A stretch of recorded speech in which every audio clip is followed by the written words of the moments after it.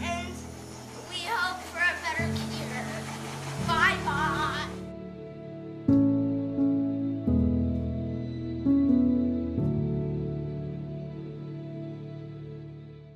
Cystic fibrosis is draining. It is a marathon that you're constantly running and always dealing with.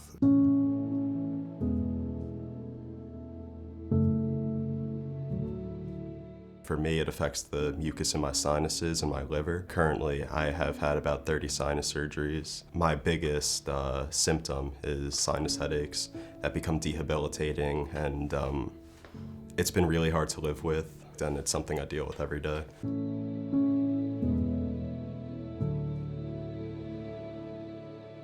Aidan was doing pretty well for like the first year of his life. We didn't take him out much. He did a lot of cousin visits, but we were trying to keep him healthy, and that worked. Around age 1, he really just stopped eating. He couldn't sleep lying down. I had to hold him upright every single night. It wasn't like a cough, a CF cough, or anything of those things that we kept looking for. He was just miserable. The poor kid was miserable. And I was working, and I remember my mom called me, like, Megan, he can't pick his head up. And I was like, did he fall? She's like, no, he just can't pick his head up. So I called the doctor and bring him right into the hospital. And he went in for his first sinus CAT scan. And the doctors there said they had never seen anything like it. He was 15 months at the time. Like, all the bones in his nose had started to disintegrate. All his sinus bones had disintegrated because the infection had just packed every sinus cavity. So he got his first PICC line for a month of IV antibiotics, and then he had his first sinus surgery when he was about 15 months after they cleared out some of the infection. After the first surgery, we thought, all right, we got his sinuses cleaned up. Then 3 months later, they're back, stuffed again. He'd have surgery, feel better for a couple months, and then get sick, and then have to have surgery again. And he got so angry with us because most people, you feel sick, you have surgery, you get better, you stay better. That just wasn't the case for him. Even as a young boy, he understood. He's like, but I don't get better, Dad. Like, it's... And that was the part that was the most difficult, to see him in chronic pain, despite doing everything we were asking him to do. There was always a hope that the next year after the next surgery, I'd get better for a while, but that never happened. That's when I kind of understood that it was a cycle, and I'd continue that cycle for the rest of my life.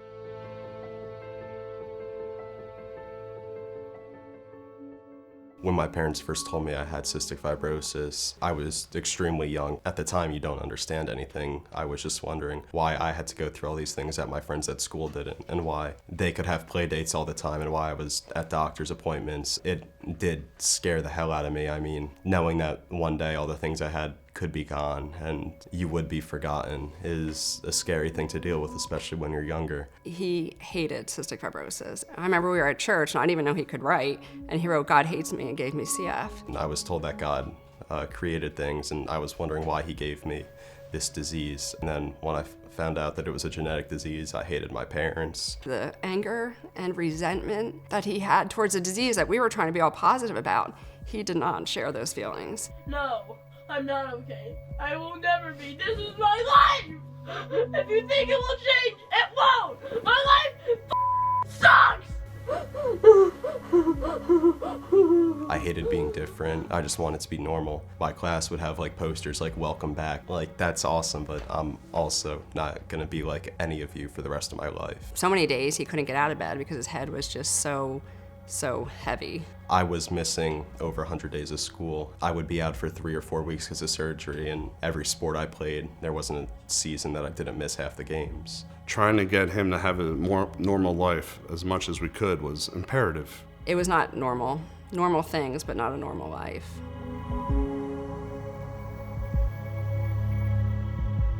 One of the scariest moments that we had with Aidan, he got so sick and so bad that they brought him in for the surgery. It was kind of touch and go. He had went septic earlier that day, and things were kind of... He got through the surgery okay and was out the next day, and it was still tough. He was still not in great shape. It was a scary night, but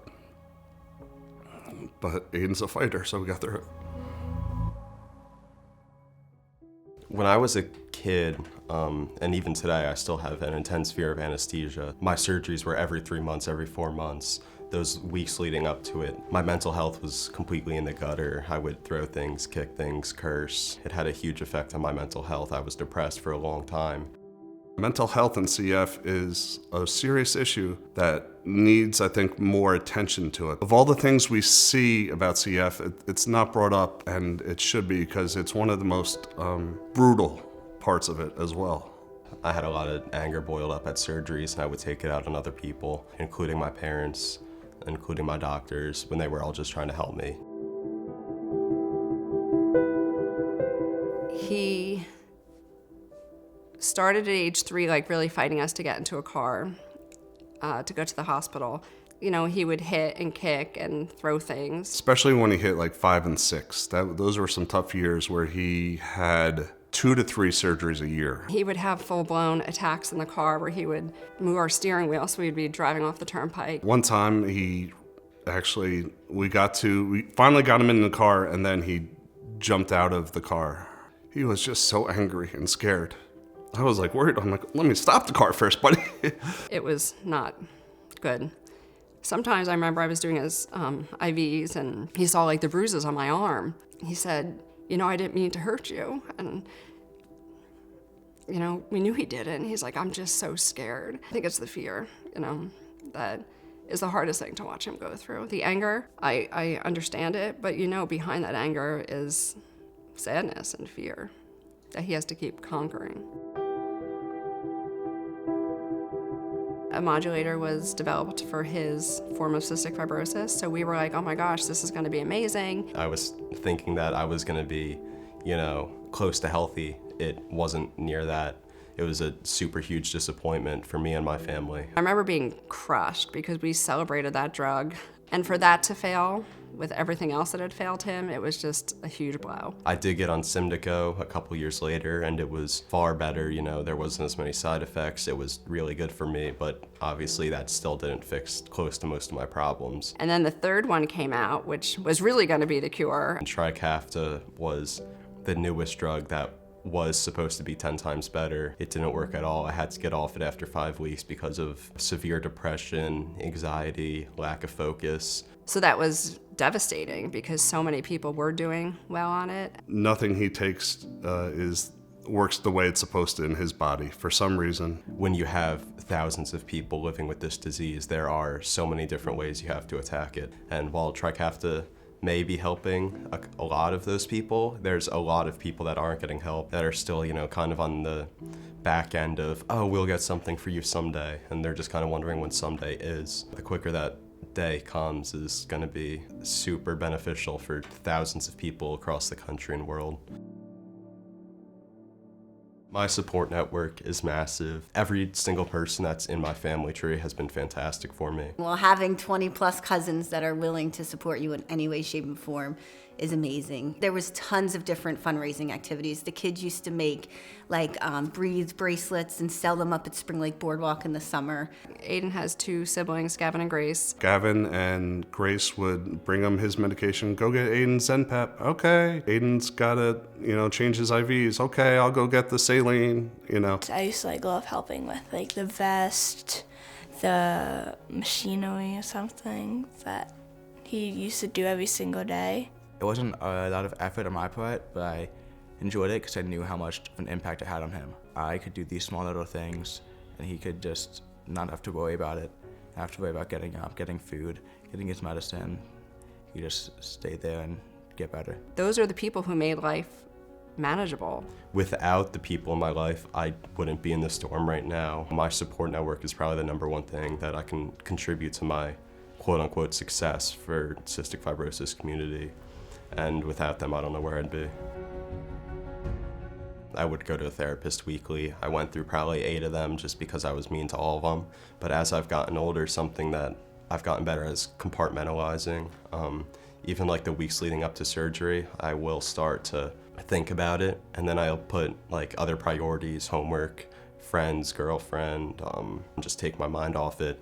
And then the only time I try to think about it is that last day. And that last day before surgery, I'll go through all the things I need to do. You know, it's still terrifying, but now I just get through it and move on, which is something that has taken about 18 years to get to. That emotional turmoil that started so young has evolved into this, I can channel this and put it into the better direction instead of being so angry and hostile to the people around me who are ultimately trying to save my life.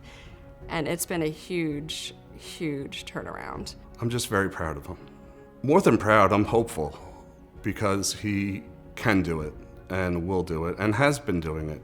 Does not ever want to be called a hero. He doesn't like that because he's like, I didn't ask for this disease. I didn't ask for these chronic issues. It's just what I do. I just have to get through my days, be the best I can be, and he's got this new lease on life, and not just with, you know, he still has the physical issues, but emotionally he has come to a place that we just never imagined he'd get to, where he can face life with cystic fibrosis and be successful in whichever ways he wants to be. At this point, I'm looking to finish college, my undergraduate degree, get a bachelor's in something. Past college, I'm just looking to live a normal life. It's hard to imagine normal life, but looking forward, that's what I want to live 30 out of 31 days a month. You know, just be like everyone else, which is something that 8-year-old Aidan never would have imagined.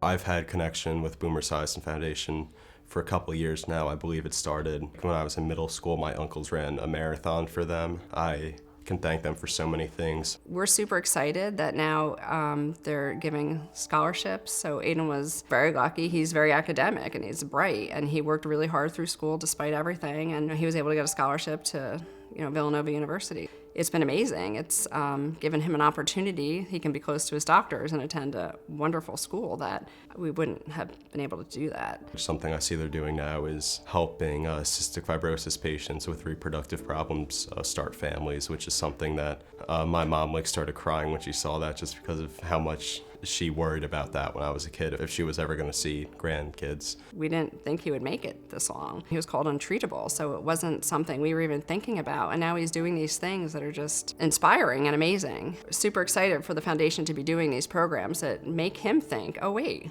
I can do a resume, I can get a job, you know, I can have a family one day.